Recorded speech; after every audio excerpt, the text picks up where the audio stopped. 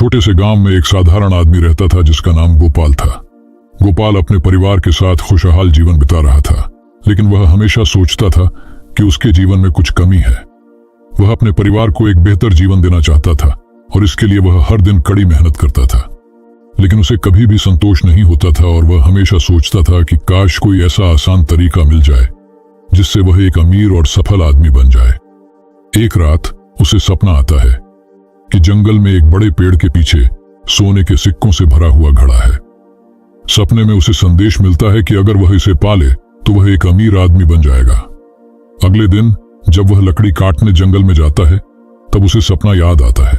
वह सोचता है कि क्या सपना सच हो सकता है। वह कोशिश करता है और यहाँ वहां एक बड़ा सा पेड़ खोजने लगता है जिसके पीछे सोने के सिक्कों से भरा हुआ घड़ा हो, लेकिन उसे कुछ नहीं मिलता। निराश होकर वह लकड़ी काटने लगता है।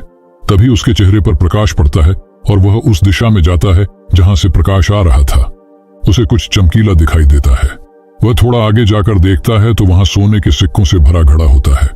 वह बहुत खुश हो जाता है और उसे निकालने की कोशिश करता है, लेकिन बर्तन बहुत भारी था। गोपाल ने एक अस्थायी ढांचा बनाया और बर्तन को अपने घर की ओर खींचना शुरू किया। जैसे जैसे वह आगे बढ़ता गया उसने देखा कि सोने के सिक्के चांदी में बदलने लगे। गोपाल को थोड़ी निराशा हुई, लेकिन उसने सोचा कि चांदी भी काफी मूल्यवान है। फिर से उसने बर्तन को खींचना शुरू किया। जैसे ही गोपाल ने आगे खींचा, चांदी के सिक्के भी लोहे में बदलने लगे।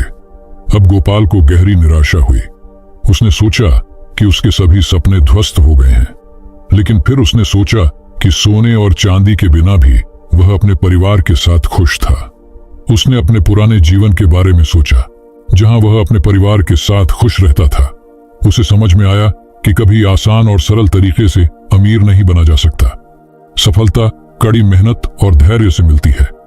आसान और सरलता से पाई खुशी कुछ पल रहती है, लेकिन मेहनत से पाई हुई सफलता कभी बेकार नहीं जाती। गोपाल ने बर्तन को वहीं छोड़ दिया और घर लौट आया। वह अपने परिवार के साथ वापस अपनी साधारण जिंदगी में लौट आया, लेकिन अब उसे समझ में आ गया था कि असली खुशी उसकी मेहनत और परिवार का साथ है। इस प्रकार गोपाल ने सीखा कि सच्ची खुशी और संतोष हमारे पास पहले से ही होते हैं। हमें बस उन्हें पहचानने और उनका आनंद लेने की आवश्यकता होती है। इस कहानी से हमें यह सीख मिलती है कि कभी भी आसानी और सरलता से कुछ नहीं मिलता। इसके लिए कड़ी मेहनत करनी पड़ती है। अगर आसानी से कुछ मिल भी जाए तो वह ज्यादा समय नहीं टिकता। सच्ची खुशी और संतोष मेहनत और धैर्य से मिलते हैं। अगर आपको यह कहानी पसंद आई हो तो कृपया इस वीडियो को लाइक करें और हमारे चैनल को सब्सक्राइब करें।